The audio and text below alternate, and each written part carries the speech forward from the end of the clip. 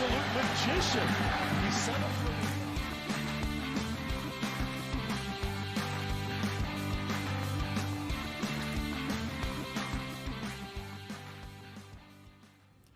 Hello and welcome to another edition of Troy Nunes' an Absolute Live Stream. It's another week. There's some Syracuse things that have happened. There's some Syracuse things that just finished on a Sunday night. Go figure. Thanks, International Soccer. With you as always, Steve Haller.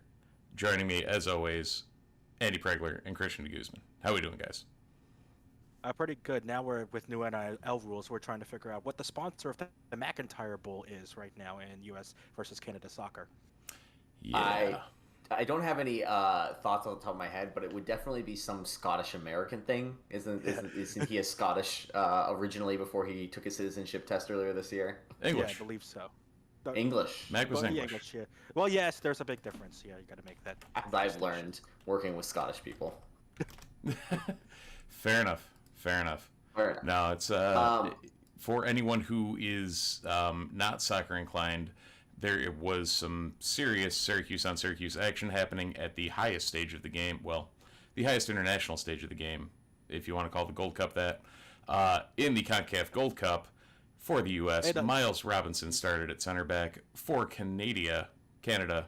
Tajon Buchanan started on the left wing, and Kamal Miller started at center back. So we have 3 of the 22 players starting the game formerly wearing orange. It was really awesome to see. I'm really upset John Strong only brought it up in like the 65th minute after the second hydration break when I'm assuming that all of the different mentions that were going through finally got hit to a producer, and a producer was like, hey, this is another thing that you can mention since Tajon and Miles are just running at each other for the entire second half. It seriously was. But for those that didn't watch the game, the United States won 1-0. They scored in the very opening minute when in 20 seconds in. They 20 scored seconds in when Shaq Moore yeah sprinted past Tajon on the far post. And it was a great goal. I felt bad for Tajon because that was definitely not his responsibility in that play. Technically, Buchanan was playing in the midfield. He's not really supposed to be a wing back. There was supposed to be a little bit more defensive help there, and Tajon just kind of got left on an island when the rest of Canada got pulled towards the near post. By a little, you mean any. It was literally quicker than our intro song. Like, they scored quicker than the intro would have been finished. So the way you explained that goal, otherwise known as how Man City defended against Chelsea in the Champions League. Yep, accurate. That tracks. Overall, I would say, Tajon looked to be arguably the most dangerous player on the pitch through at least the second half of the game. Miles put him in his pocket a couple of times, which was nice to see in some Syracuse on Syracuse action. Kamal, I didn't really, notice much. I was going in and out with Toddler because Toddler. So I'll probably at some point go back and watch the game just to see this because I'm dumb like that. But overall, I mean, Miles and Tajon definitely didn't hurt their stock in this game. No, and so Kamal was definitely the quietest of the 3, and part of that was the fact that he was put in the back. But his stats actually ended up pretty good. For those that are not used to soccer lingo, you get rated out of a 10. The highest rated player in this game was Shaq Moore and Sebastian Lletget for the U.S. They both got 8s ratings. Miles finished with a 7.4.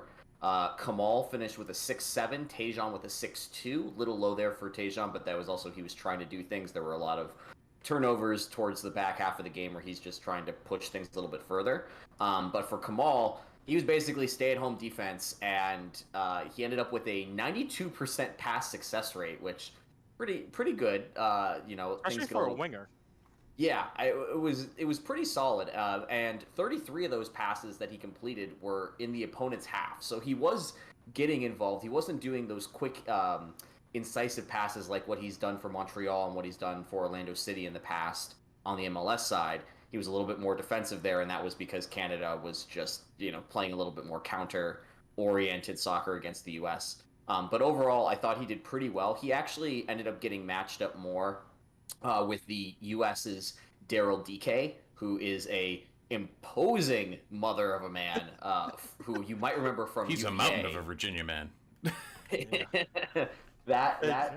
And who you may have remembered decided to just score every goal possible for Barnsley in the past championship. Yep, pretty much. Yes. This was probably we've probably seen the last of him on this side of the pond. He's probably going to go over in the summer transfer window. But he ended up. It was really funny. My friend Evan Weston is the broadcaster for Orlando City, and Kamal Miller and Daryl DK were both on Orlando City last year. Miller got traded away at the beginning of the season, but apparently the two of them are best friends. Like, they hung out together off the pitch all the time. They have a very wholesome relationship. And there was at one point where Miller just drove DK off of the ball and into the stanchion. And things got heated in the game, but not between those two.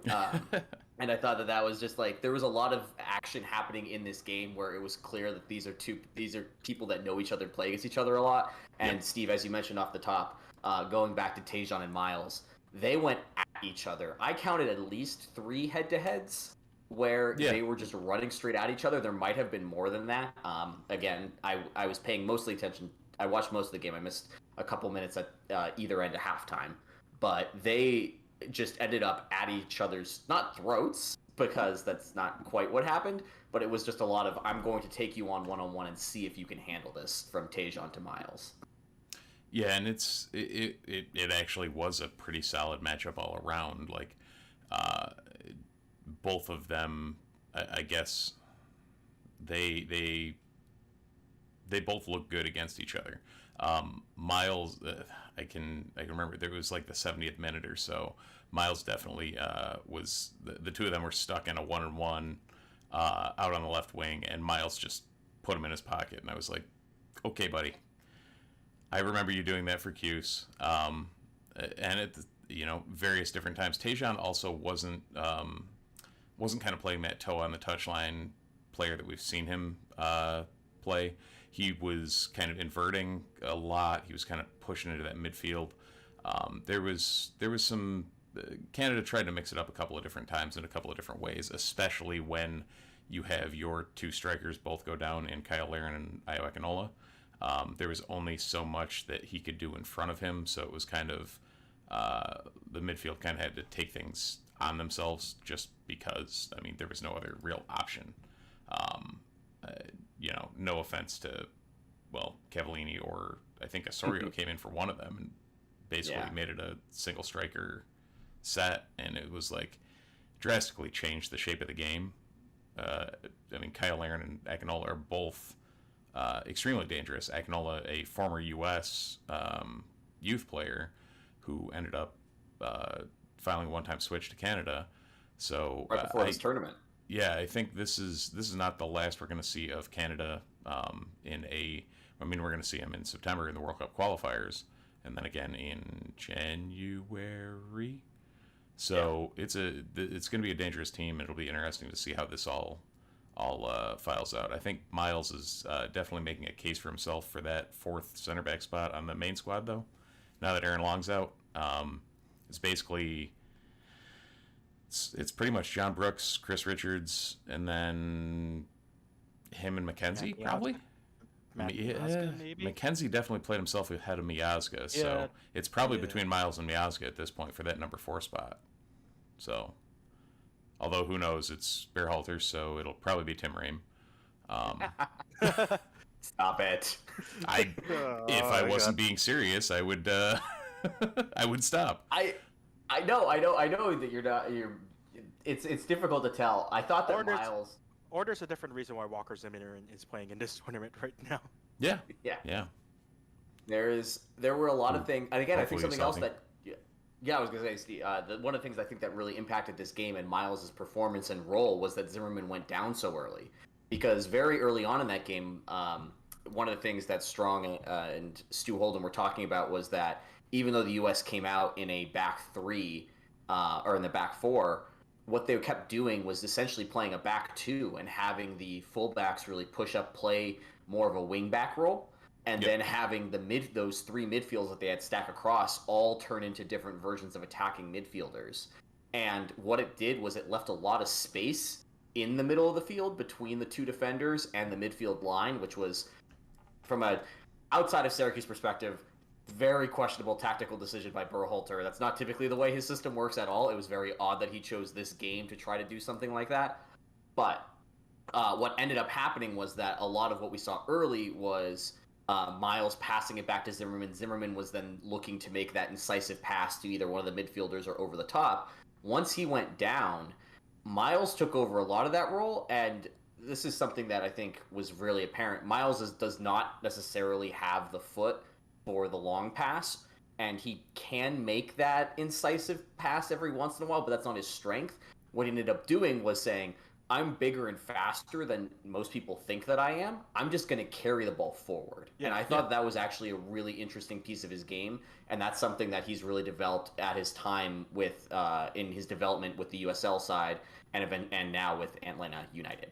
And that was the strength of his game in Syracuse as well. He, like you said, he wasn't the guy who was going to make the long pass to the midfielders. He was going to be the guy who dribbles the ball across the halfway line and then make a short pass to whoever the midfielder was, most likely Yuso or Mo Adams. And like that was his game because, like you said, he's faster than most guys think he is. And because of his strength as well, he'll just bully guys out of the way. He's really good with the ball at his feet. It's an underrated part of his game that I don't think a lot of people realize. But he's excellent with the ball at his feet, and he's excellent at taking the ball up the pitch and then looking for a shorter pass once he's across the halfway line. Absolutely, and he's definitely taken a lot of. I think I mentioned it a couple weeks ago. It seems like he had this style game at the college level, and then it took him a while to get it under his feet at the pro level. But he seems to be there with Atlanta United and now with the full national team. So it's good to see the progression. I mean, and part of that is the adjustment also because again, especially when you're playing as nuanced as a system as Syracuse does with the 3-5-2, you have really drastically different responsibilities as one of 3 center backs than when you do as one of 2 center backs in a normal 4-back setup. Well, and when Zimmerman went down, he shifted to the right side, which is where he is normal. Played. Right, that's where he played for the or for SU. That's where he plays for Atlanta. Mm-hmm. So it definitely probably helped him out a little. Yeah. Mm-hmm. And he was one of the premier right-sided center backs in the not just in college, but again, like you said, for Atlanta as well.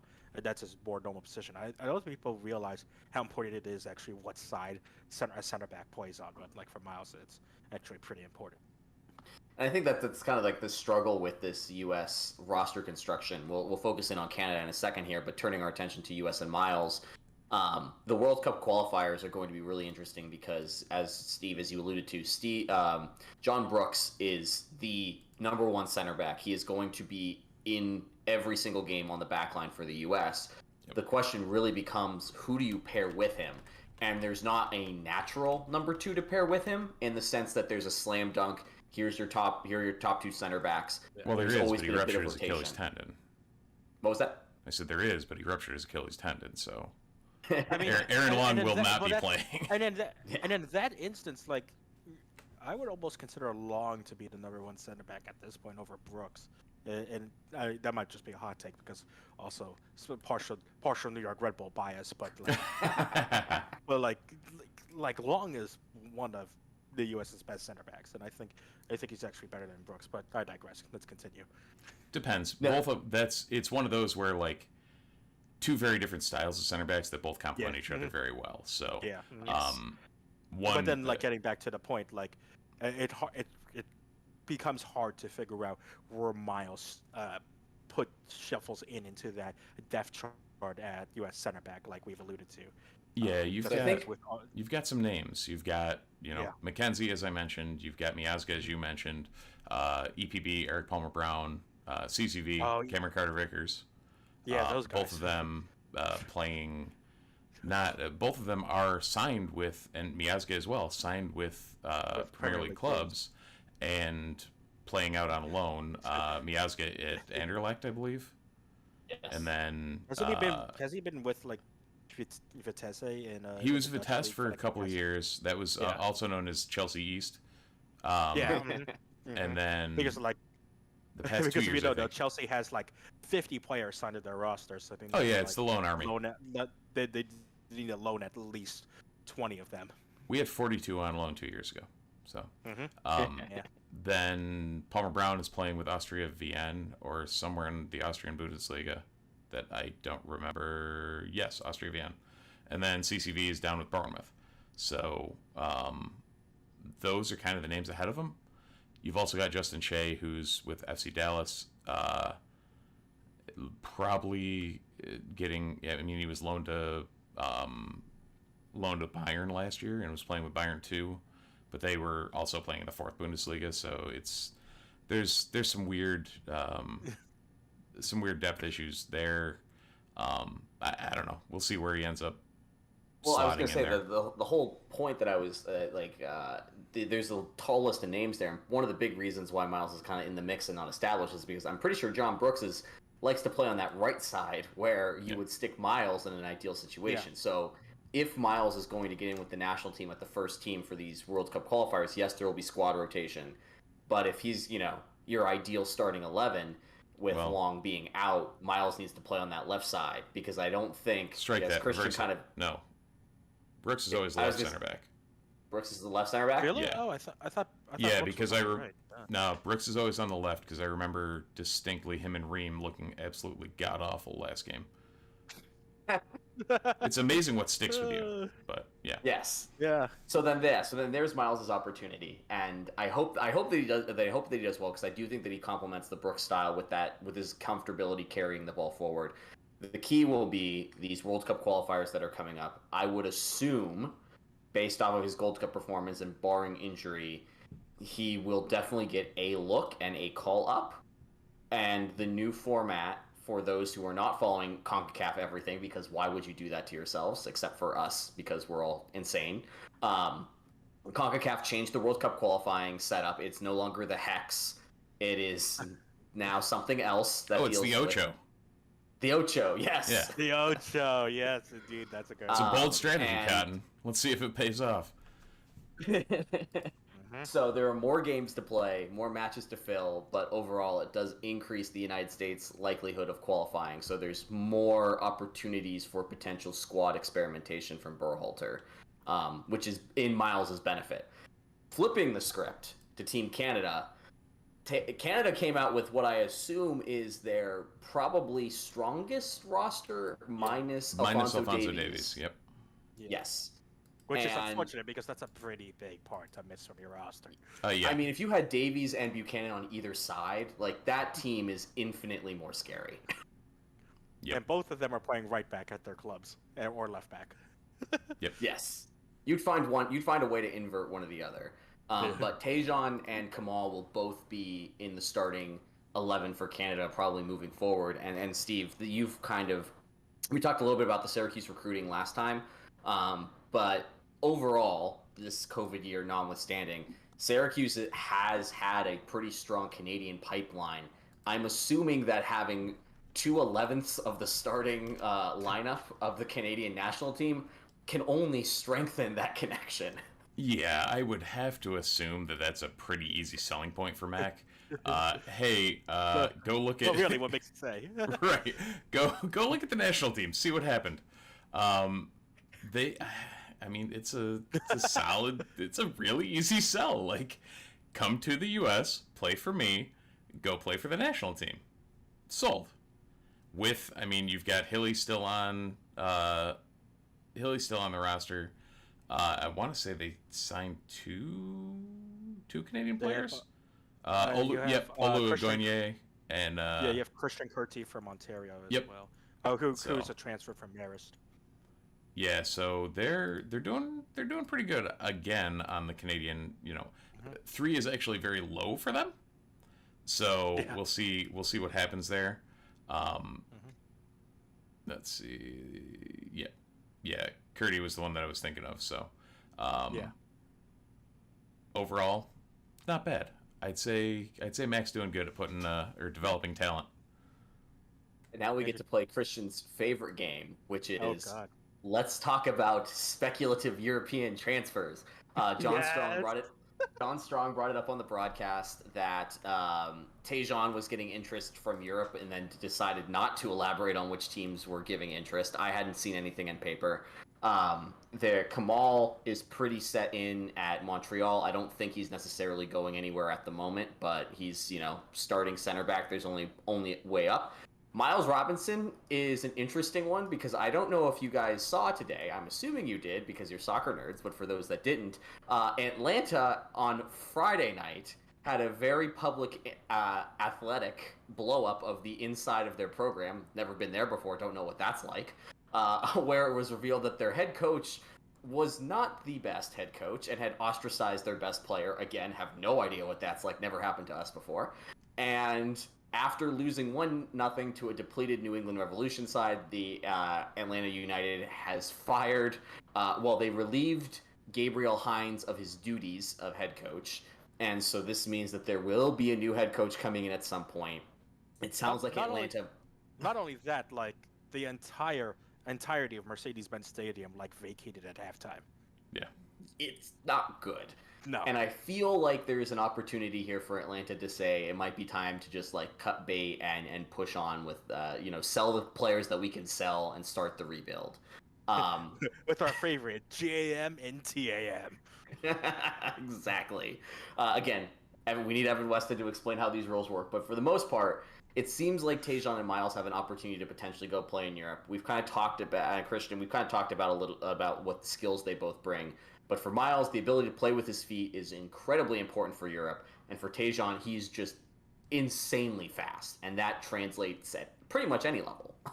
I mean, look at, like, the overarching style of, like, which managers have performed well in Europe. And when you look at Pep Guardiola, what's the one thing he loves? He loves guys who can play with their feet, especially his goalkeepers and his defensive backs. And so that's why you have guys like Ruben Diaz and Ederson who are excellent ball handlers and excellent dribblers, so that they can provide a bit more flexibility for their team in terms of how exactly they want to play out of the back, and so that they're not always launching long balls over the heads of the midfield and trying to win a 50-50 with an attacker and a defender. That is a skill that is hard to master for some of these European center backs, and something that Miles already has, like we've said, could only make him more exciting for potential European clubs that may want to sign him. And then Tejan's already been linked, we've said it a couple of times, but some Portuguese clubs, even a Juventus and some Italian clubs poking in here and there. And because he's Canadian, obviously people are going to draw the obvious parallel, like we said, of moving Buchanan back to right back, potentially, a la Alphonso Davies moving from left wing to left back for Bayern. And all of a sudden, Alphonso Davies is currently probably the best left back in the entire nation, or not just the entire nation, the entire earth. And Buchanan's playing left back for New England. I mean, right back for New England. So there's that similarity there. Both of those guys have skills that can easily transfer into the European game, and that's why you're starting to see a little bit of rumors for Tejan. And like Andy said, wouldn't be surprised if we start seeing some Miles rumors sooner rather than later. Yeah, apparently Buchanan actually received an offer from RC Lens in France, and Juve's in. So, yeah, not bad. Not bad at all. It's funny to me. We've seen a ton of success of American-based players going to Italy and thriving. Hi, Weston McKennie, even though he wasn't ever an MLS guy. But he was an Academy guy. He was a Dallas Academy guy. Yeah, FC Dallas. MLS Academy. Fair point. Yeah. It always brings me back to like the original days of like Alexi Lawless, a little bit later Michael Bradley. Like Italy has been very kind to MLS players. Did Brandon Donovan ever go to Italy? I feel like he had an Italian stint at one point. He was all Everton, right? Yeah, he played in the Bundesliga in Everton. I think he played for Leverkusen. Leverkusen sounds right. I remember when I was researching which teams to follow, and then I ultimately chose the Clint Dempsey minus his time with the team that shall not be mentioned from North London in white. Yeah. Leverkusen 99 to 2005, and then MLS, and then the loan stints at Everton. There we go. I remember things. Fulham, right? Yay! North London. Thank you, Christian. Yeah, no problem. I'm really excited that we're now in a position where like we as the soccer nerds of the Nunes Magician wing, like John's a West Ham fan, we've got Kevin is now an Arsenal fan. Bless him. Sorry. How did you manage that? How did you convince him to do that? Sad day. It's a great day for me, but sad for him. But we've now got an opportunity where like Coach Mack has so many alumni in MLS, and if they start going abroad, like this is a really awesome opportunity to be a Syracuse soccer fan, and all the more reason why you should pay attention to them on campus, because it's clear that there's a program being built here.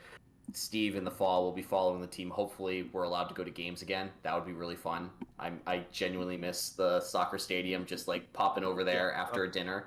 If Steve can't go, I'll help out with that also, because I love a good old game at the soccer stadium. We can both go. It'll be fun. Oh yeah. Oh yeah.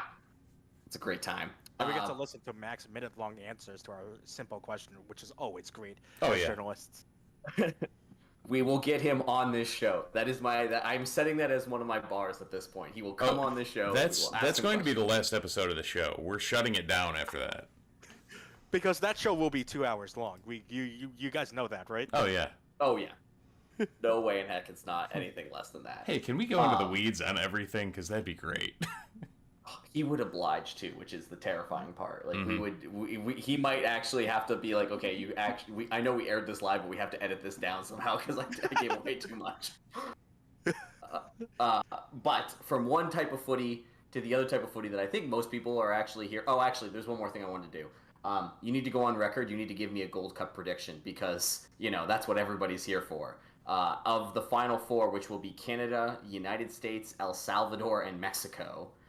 Who do you think wins the whole shebang? Christian. Somehow Qatar. Qatar has already won. The Emirates are sponsoring the whole tournament. You are correct. Well, that makes sense. Yeah. Well, Mexico's looked like a hot bag of something. So, got to go with the U.S.? I'm terrified for a U.S.-Canada rematch in the final where they get the revenge and Daryl DK is hurt and Walker Zimmerman's just not playing again. And I'm getting Seattle Sounders flashbacks here where they can't fill out a team sheet. This is why you just don't mention it. This is why you just don't mention it. Listen, if Tajon ends up scoring the game-winning goal for the Gold Cup, like I'm reaching out to him on Instagram and being like, "Dude, you need to come on here and just talk to us." I don't. We can talk about whatever you want to talk about, but we're gonna talk about this. That's my fantasy that I'm playing out. Doubt it happens, but we can pretend. Tayshawn, welcome to Troy News is an absolute live stream. What's your go-to varsity order? Yeah. We need to start Kevin's doing an awesome job with the Orange Legend stuff when we do it. But we need to just start getting a list of completely random questions like that to just have someone on and rapid fire ask them stupid Syracuse things that are only pertinent to Syracuse. What's your longest flip streak win/drought at Fagan's? Yeah. Oh, that is a great one. I can guarantee you this. I know some of the soccer players had some really good streaks going. Did they know the bartenders? I'm hoping so, because otherwise they are insanely lucky individuals. Hey, that was before NIL. We got to be careful. This is fair. I've benefited from those rules too, so I'm sorry, mascot program. Anyways, now that I've just committed NCAA... you couldn't get NIL sponsorships as Otto now. I mean, that is a whole other can of worms to dig into, but I would be the first person to be Otto's agent here and try to get a sponsorship on that thing. Although there's already we have Otto and it's just stitched onto his back, Wegmans. Yeah, no, it's opposite. It's just a sticker opposite the Nike swoosh on the hat. A sticker that you get the sponsorship as long as the sticker stays. Yeah. And it's got to stay for how many it's got to be a certain amount of revolutions of the spin. Yes. That's the important one. Well, you know what he's going to have on his hat in 2025? Chick-fil-A. Oh yeah, he will. In 2025, Syracuse will be playing Tennessee in the Chick-fil-A kickoff Memorial Day weekend in Atlanta, Georgia at Mercedes-Benz Stadium, otherwise known as Megatron's Butthole. That is some old Deadspin reference there. If you haven't heard it, it is my favorite old Deadspin reference. Oh yeah, good. I'm using that. That's been a while. Yeah, Haven't it's been a heard while that. since you heard that one. Deadspin died, and the zombie Deadspin is still alive, but I had to bring that one up. But in all seriousness, Which is why we read Defector now. exactly. Love Defector. You should subscribe to Defector, everybody. In all seriousness, Syracuse is playing in a marquee open week. I think it's a week 1, not week 0 game. I don't really know how the college football schedule will look in 2025, to be quite honest. It's so far out in advance. But this is one of those games that our fan base has been semi-clamoring for since we quit the MetLife games. I think the MetLife games were always a draw because of the New York, New Jersey crowd. Yeah. It was weird that they were always like in the 3rd week of the season instead of being one of those Memorial Day kickoffs, and it was a sacrificing a home game. This is definitively we're not entering into any type of long-term agreement with Tennessee. This is a one-off. We are participating in this game, and that's it. Let's projecting what Syracuse will look like in 2025 is really dumb. Projecting what Tennessee looks like next year is really dumb, let alone 2025. Overall, though, how do you guys feel about Syracuse re-dipping their toes into these waters? Because this is a thing that the basketball team does a lot because they're in demand. The football team hasn't really ever been in demand from the fact that they're good, more the fact that from a national perspective, we are a quote-unquote easy W. Well, the fact that you're scheduling this, or if you're either whoever does the scheduling, is it John Wildhack, is it Dino Babers, I'm not sure, but whoever does the scheduling, you are really, really confident that Syracuse is going to be at least halfway decent by the time we get to 2025, because you wouldn't make this game if you didn't have a plan to make Syracuse at least a 500 middle of the road ACC team, because that team has a chance to beat Tennessee, even if it's a weaker Tennessee team. If you're bringing this year's Syracuse team, and let's be honest, probably next year's Syracuse team to that game, it's not a good move whatsoever, because then those are the types of games that have a negative impact on recruiting, and that's going to be the big draw of this game. It's to get eyes on the game. It's on August 30th, so that sounds like a week 0 game-ish. So is that there's going to be a lot of eyes on that game, and so if you have to be really confident that your team and your system is going to be really good to attract people to say, hey, that's interesting, I want to play for this team, not oh, wow, they can't move the ball past the 30-yard line. No. So that's the confidence level that you have to have if you're scheduling this game. And that, my friends, is where the naivety of a youthful Syracuse fan comes into play. This is strictly, I don't know if it was Herm, I don't know who it was, someone looking for a cash grab and not even thinking about how good we're going to be because they just saw the dollar signs. I was thinking the hopeful side. You're thinking the rational side and what should be happening. And then there's what probably happened, and somebody was like, hey, here's some bucks to go play this game against a Power 5 opponent when we probably shouldn't be playing it. And someone in the program said yes. And here we are. I will say... And all we'll get is an extension to Ensley, and that's it. Right.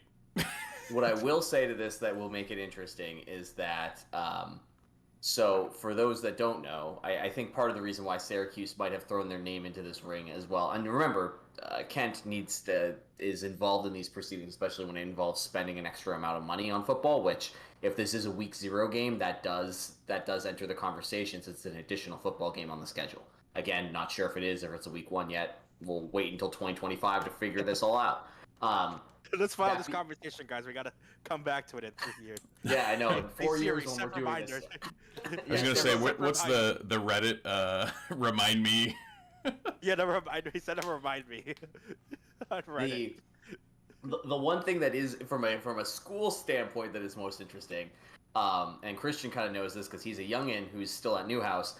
All of a sudden, there's a lot more Atlanta kids showing up to Syracuse. And one of my roommates is from Atlanta. Yes, and this is a very concerted, a targeted effort by the university as a whole in an attempt to diversify, and an attempt to take advantage of what Syracuse has to offer, which is the fact that Delta is one of the prime airlines that flies out of Hancock, and Delta has a giant hub in Atlanta. So I can almost guarantee that for this game, there will be some kind of additional flight packaging with the tickets that will include everything, and the whole thing will be hyper sponsored, and it'll be an attempt to try to get you to buy $1,000 package to figure out, like, to get to Steve's point, to figure out who's willing to spend $1,000 at a time on Syracuse football. They're trying to add what, like a couple Chick-fil-A's on I-90 right now in New York. So like, hey, there you go. It all coincides together. Pieces are all falling together. And really, as John said in the article, the most important thing about this game is that the winner gets to use the orange emoji. Sorry, the tangerine emoji. The other person has to stop using it. Yeah. Makes sense. Yeah, you have to go to the orange heart. I'm sorry. Does Sean have a special trophy made for that? Honestly, we've got 4 years. We could probably crowdfund that enough time for that, you know? Share it between, us, Tennessee, Illinois, and a couple other orange schools, and just call it a day. What was the entire orange region that we had this year? Oregon State was in there. Oh, yep. Yep. Who else was in there? Yeah. Yeah. Clemson often plays at least hoops in the orange. Oklahoma State. Yep. Yeah. Miami usually has an orange set. Yeah. And they're all different hex codes. Yeah. Clemson, yeah. Oh yeah, that team, that orange team. How dare we show disrespect to Clemson? Ooh. Hey, breaking news, guys. Oh, breaking news. Breaking news. On something we were going to talk about, but probably not right now. In good news, it seems as though Jeremy Grant, who is with Team USA and was originally going to be held out because of quarantine for health and safety protocol, because of that little thing called COVID-19. You may have heard of it. It looks like he will be expected to be cleared from quarantine and available to travel with Team USA to Japan. So their the Americans' final exhibition is set for 9 p.m. Is that today? Yeah, I believe so. Yes. Okay, I couldn't remember if it was today or tomorrow, but it said 9 p.m. and I'm like, I think that's today. So yeah, per Brian Windhorst, it looks like he is expected to clear protocol and be available. Wow, that is a huge win. And there's not to go too far in the weeds on this. It probably means that there's two things that can end your health and safety protocols very early based off of the NBA Olympic rules. The first is that the positive test was actually a false positive, and then you did the quarantine. The other is that you got the vaccine, you test positive, and because you have the vaccine and the vaccine actually works, the incubation period and the contagion period is less, so therefore the quarantine is significantly less, a la Chris Paul, which we saw during the NBA playoffs, where he contracted COVID-19, but he had the vaccine, so his quarantine, instead of being the full 2 weeks, was only 3 days. So this is really good news for Jeremy.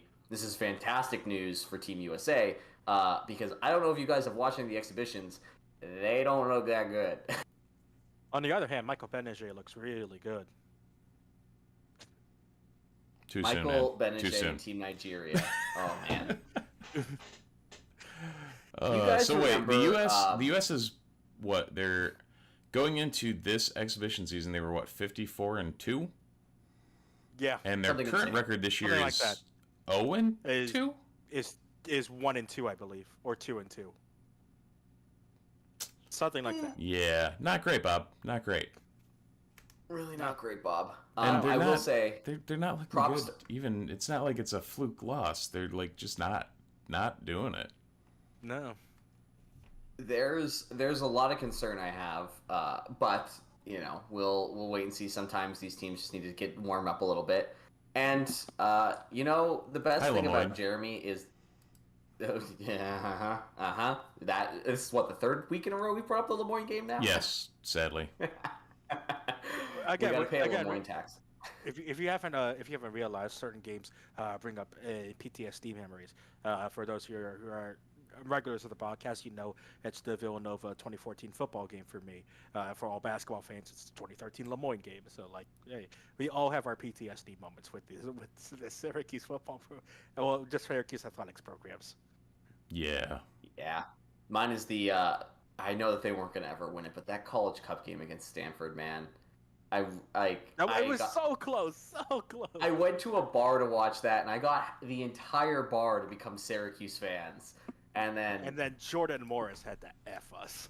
that guy, Jordan Morris. Anyways, looking back on it now, the Syracuse team probably had a couple of actually like MLS quality players on that team too. Julian was on that team. Was Sergio on that team or no? He was probably on the team that next year. But it was Sergio was on the team the next year. But it was Julian, Oyvind, Leon. Ben Polk. That was Benny the Polk. 2016 team. I'm sorry. Yeah. Benny Polk. Yeah. Polk, Krishnenko.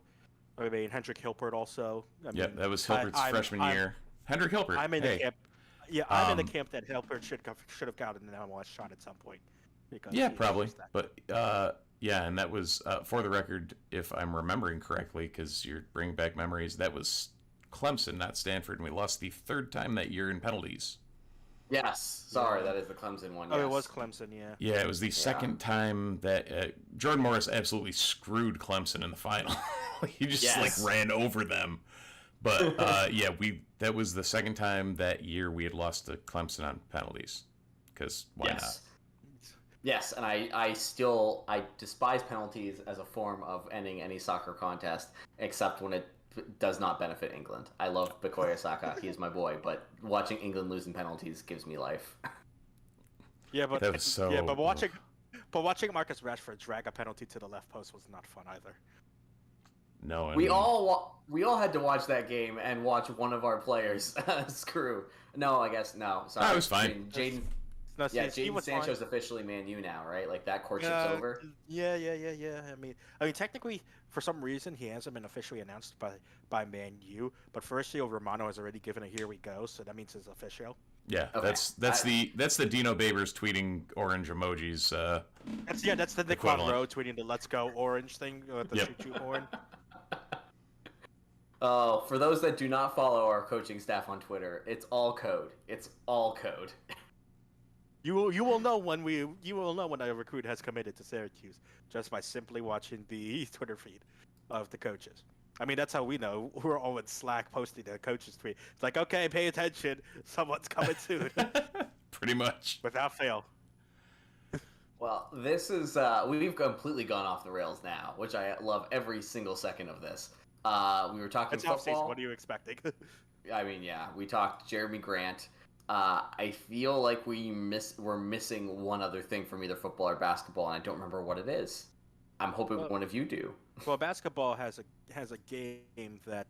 Speaking of random games though against New York opponents, because we don't leave New York. Colgate's coming to the Dome again for the 173rd time. No, I'm not making that number up. The 173rd time. There were a lot of early seasons where we played them a couple times, so. Colgate, Steve and I, and then Christian has been here for when Steve and I go through this, the exercise of how tough is this basketball season? And the answer is way tougher than we'd like it to be for this team. So for those that don't remember Colgate, they went 14-2 this past year and played in the NCAA tournament. They were a top 10 team in the RPI rankings like that entire year. Yes. They played and we have an exhibition against Lemoyne this year. How wonderful. We are just really asking for it with this year's schedule, aren't we?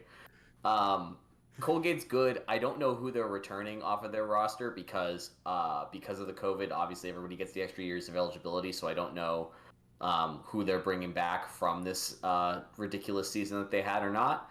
What I do know is that it adds to an already difficult non-conference schedule. It's great that we get to play a home game. It's great that if we win, it's probably a good strength of schedule booster in case we end up on the bubble, which is probably where we're going to be anyways. The problem is that when you have a really high strength of schedule and you're on the bubble, it means you lost a lot of games because your schedule was too hard. And I feel like that's where Syracuse is going. I feel like that's where Syracuse always is. Yeah, well, if you win that game, it's the tune-up game for Battle for Atlantis. Yep. So, like, it is like an excellent tune-up game. Well, and if you lose that game, it's the wake-up call before Battle for Atlantis. When we inevitably get Baylor in the first round. Oh yeah, 100%. I'm not mentally ready for this basketball season. I don't think I'm mentally ready for football season. I am definitely not mentally ready for basketball season. Oh, We're by the way, it's the Syracuse bad fans. boy Are we mowers. ever? By the What's way, that? it's the bad boy mowers battle for Atlantis, so that's Oh really damn important to mention. right. Andy, we've already returned. Can we need a change on the Photoshop? Can we get a Boeheim head on that? Has Jim Boeheim ever thrown a first pitch? Because that's where the Dino Babers riding the motorcycle came from. Because I turned his pitching hand into the hand that holds the mower. Nice. So I need a photo of Jim Boeheim throwing a baseball. It's a very specific image, but if so, I could make that happen. I'm pretty sure I saved the PSD somewhere. Anyways, this is the look behind. I think there's one that might work for him cutting down the nets. He's holding the net like this. I think we're on it. Ah, yes. Christian, you have gifted the internet something that they don't even know that's coming. For everybody that's listening, just beware. The Photoshops are coming, and someone will show them to Jim Boeheim, and he will have no idea what it is, and he'll probably be angry about it, and that's fine. So make sure you're following us on didn't do Twitter that. at NunesMagician to make sure you're right there when we tweet out that picture. God. Yeah, that'll be the day. Yeah, well, I have ticked him off one time, but that was because I ran into him at Manly because I didn't know where I was going as a freshman, and I literally ran into him and didn't realize how tall he is. Good job. You know, I ran into Yogi Berra once and didn't realize how short he was. Cooperstown Hall of Fame weekend. Right? Huh? They're the same age, right? Pretty close. Oh, God. Yeah, Cooperstown Hall of Fame weekend. I was walking through a crowd and I literally bumped into Yogi Berra. I was like, "Go, boy!" Like I'm 6'1". He's not 6'1". It's that guy. Like I do. Wow. Yeah, he's like not. He's probably like 5'7", 5'8", somewhere in there. So even youthful me was still significantly taller than him. Yeah. Well, this has been an enlightening conversation about running into people. Oh yeah. What was I going to do? I was going to bring up our last real thing of the night, which is that. Oh, I haven't been filling out the article. I should probably do that. The last thing that we have outside of the Colgate game, outside of the football stuff, we had a top 100 women's basketball recruit decommit from the program. Less than ideal. I don't remember her exact rating. I do remember that there were two different ones between ESPN and 24/7, as they are wont to do. As always. But we have not heard about any resolution of the investigation yet. So we're going to keep waiting on that and keep waiting to see what happens on the recruiting trail. But man, this we're waiting on a pin to drop because I feel like we can't really have a conversation about women's basketball until this issue resolves itself. And it just hasn't resolved itself. Now, I'm all for investigations taking their time, being thorough and whatnot. But as all of us are familiar with the way that SUA tends to run these things, we might not actually know that the investigation is ever finished, which would be really frustrating. And I am here to put on to record that, at least from this show's perspective, we will do our best to cover women's basketball because it's the most exciting basketball team on campus. But man, it's gonna be really hard without knowing what happens with this investigation. So I don't think we did a story about the recruit decommitting because of this exact reason. We don't really know what to say or what to do about it. But there is news from the NunesMagician side, which is unfortunately our friend Sarah has decided to move on from NunesMagician. She's got a big girl job. She's going to be working in sports. We're really happy for her. Wait, that was the decommit you were talking about? That was Yes, yeah. that was the decommit. You know, Steve, I probably could have worded all of that better, but I remembered it because she just popped up into my Twitter feed as I was going through it, and I was like, we should probably give her a shout out since she has appeared on the show multiple times. And she is more than welcome to continue to show up on the show. That is 100% accurate. But yeah, Sarah Stanley, our women's basketball writer, is moving on to bigger and better things, which Totally deserved. She's a fantastic writer, and if you listen to our shows with her, she did a fantastic job breaking down Syracuse in what was a very awkward season to cover. So best of luck to her, and we are really excited to welcome on Caitlin McCarthy, who's going to be our new women's basketball beat writer. So welcome to the team. Sarah, you are not the decommit I was talking about, but we are sad to see you go. And Caitlin, welcome to the team. We will have you on at some point to dissect all of this women's basketball news, because you probably understand it better than we do. Dad joke game is strong. That's what I'm here for. Yeah. I was camping this weekend, which I sent Steve a photo of my tent that got destroyed in the monsoon that hit this region. Oh my God. Yes, I was calling a baseball game that day, and we saw the lightning in the distance, and like, we should probably stop playing. And then we stopped playing, and then as I was packing up, it all started to pour down immediately. And I got soaked on the way from the field to my car. And my car was right next to the field. It's no more than 20 feet away from the main gate, and I am absolutely drenched in the car ride home. It was awful. Hey, guess what I'm doing the next 2 weeks for work? Literally walking for 2 weeks straight. And that's what I did last week.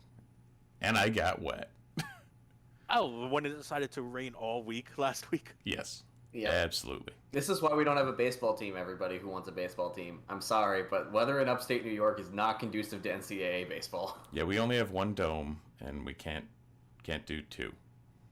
Shohei Ohtani would poke a hole in it. We can't have Bad Boy Mowers sponsor another dome?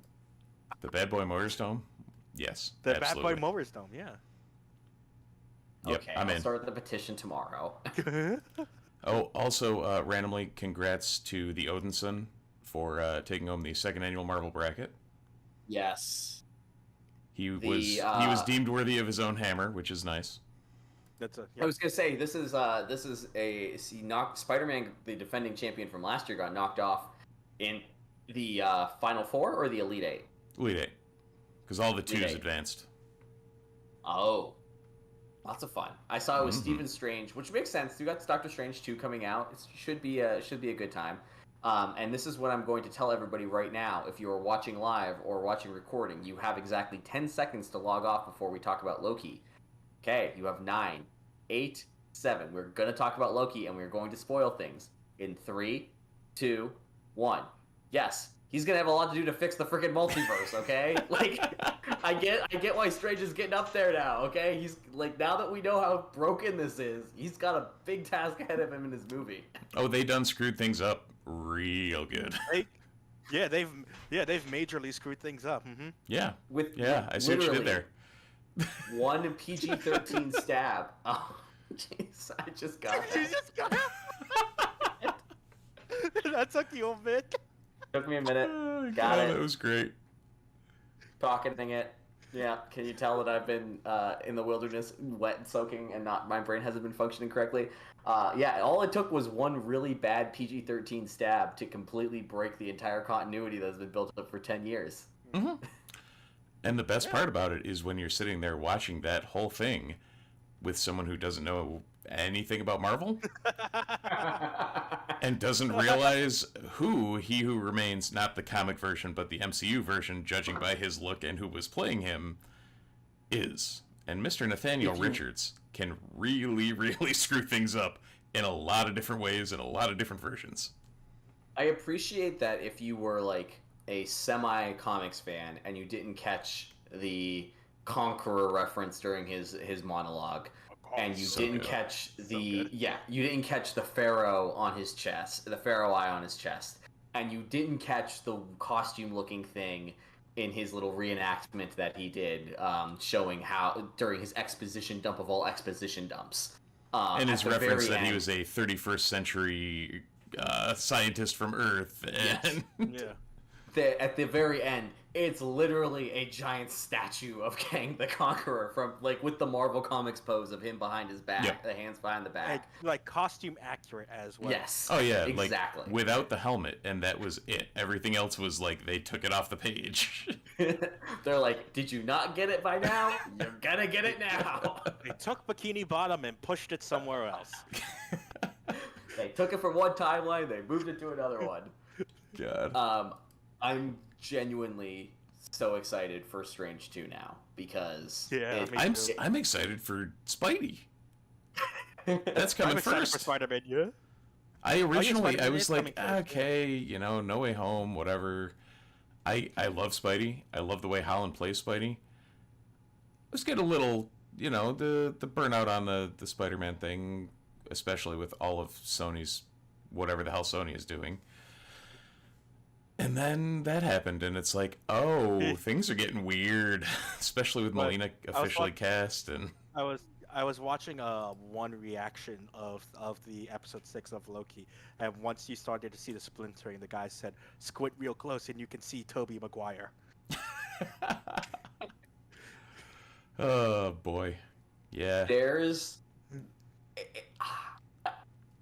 I think my favorite part about the whole thing was that Steve was watching it live and texted me, and I just all caps because I had been waiting for someone to watch, so that way I could then just explain it, because I'm freaking out trying to explain to my wife, who has no idea what any of these are, does not understand the ramifications of this, and I'm like, okay, just no one's gonna get this, and everybody's like, sorry, I'm not gonna watch till Friday. I'm like, you have to watch now. You cannot wait until Friday. I watched as soon as I got out of work on Wednesday and immediately started texting Pregler. Woke up early and watched it before class, and I'm glad I did, because that was a correct decision. But yeah, I was doing the same thing with my wife, to the point where after the conversation she was like, did you know that, or did you just go on Wikipedia and figure that out? I'm like, I'm way too excited to have just gone on Wikipedia and figured that out. It's Kang. We're assuming it's Kang. It's a variant of Kang, so right. it's probably a variant of Kang. Yes, it's Nathaniel Richards. We know that, because we know it's Jonathan Majors, because he's confirmed as Kang the Conqueror in Ant-Man 3. So we know he's going to be playing some form of Nathaniel Richards, whether it's Kang the Conqueror or something else. And coming films before Ant-Man and Quantumania, who knows? But Iron Lad? It's exciting, yeah. Well, that's the best part, is that if Jonathan Majors signed a 50-film deal, that probably gets you through one phase, because he's gonna have to appear in all of them in different versions of himself, and right, he's gonna age him up or age him down now. He can be the big bad as right. He can be the big bad as Kang the Conqueror. He can be the big bad as Lord of Mortis. He can be the big bad as whatever he wants to be. He can be a good guy. He can be in all the Young Avengers movies. Give me Ramatut. Bring in Ansabanur. Mutants. Go. I think the other part that I was reading a Marvel.com story. This is gonna make so much sense once I say this, but it's incredibly random. Majors was classically trained as a clown. Yes. That is amazing. So much of that performance. I love him so much more now. Yeah, I wrote. You'll read this in the the article, the breakdown article that we always put out after these Disney Plus and Marvel shows. But I've written down. I had no idea who Jonathan Major was before Loki. I now love this man to death. Yeah. Absolutely. He's just the range he showed in 1 hour of television. Not 1 hour, 20 40 minutes. Yeah. Yeah, whenever he was introduced. 15 minutes of television was brilliant. Yeah. I cannot wait to see. I'm really glad that the other part of this that's going to happen, people who want more of him are going to tune into Lovecraft Country, which is Jordan Peele's weird HBO Max thing based off of a very creepy, twisted horror book. Is another very good show. It's all Cthulhu, right? It's Lovecraftian stuff. Oh yeah, Lovecraft Country would make sense. Duh. Yep. Jesus. Yep. Wow. I will say I can't do horror. I was able to make it through 1/2 of an episode before being this is too scary for me. So yeah, that's my only problem with Doctor Strange 2 coming up, because it is, as we know, it's gonna be horror based, and I'm not good with horror movies. So I feel like I'm rewatching the movie kind of like this, throughout the entire thing, which is gonna be bad because it's gonna have so many potential MCU permutations. But we're just gonna have to live with it. I will say this. At first, I would have gone, it's going to be a Marvel horror movie, meaning it's not really going to be that scary. It's going to be like horror movie light. Then they got Sam Raimi, who I think we all, if you don't remember, before the Spider-Man movies, was a horror director. Did a lot of horror stuff. Did Ash versus the Evil Dead. Like, he is got Evil a chance Dead, to Evil flex Dead some of 2, those Army horror of Dark- muscles. Give me Army of Darkness in the Marvel Universe, and I am a happy man. We are already jump scared by a glowing orange clock. Okay, we're not gonna fare well. Fair. I love Tara Strong. Miss Minutes is so many cartoons from my childhood, and I'm so glad that Marvel brought her into the fold in this movie. So yes, as Christian mentioned, we will have a full breakdown on this with everybody coming on the site tomorrow. This show will be on the site tomorrow along with the story. So if you're watching live, thank you as always for watching live. If you're watching recording, you've reached the end of the recording. Thanks for tuning into the site and checking us out. You've probably got a new article up on the site by now based on how long this show went. But as always, thank you for tuning in and spending your Sunday night with us. Click like if you like this video. Click subscribe if you really, really like this video. Make sure you hit that alarm bell to get notified every time we go live, which is mostly Sundays at 8 p.m. If we bring back the Legends series, we'll probably go live sometime during the week. We've got a couple of interviews that we're trying to line up for the rest of the summer. We potentially have a game night coming later on this summer as well. Oh, yeah. We've got lots of things planned for the off-season now that we are in. No new Marvel content coming out, no new athletic events happening, and the Gold Cup is about to wrap up in the next couple of weeks. So we will start bringing the weird Nunes A game that you guys all love, know, and don't really respect but endure. So for myself, for Christian, for Steve, thank you so much for tuning in. Go Orange and go Footy. Is that what we decided tonight? Yeah. Mm-hmm. And go Phase 4. Go Orange or go home. Yeah. Yeah. Let's do that. Let's go Yeah. home. No Bye, way guys. home.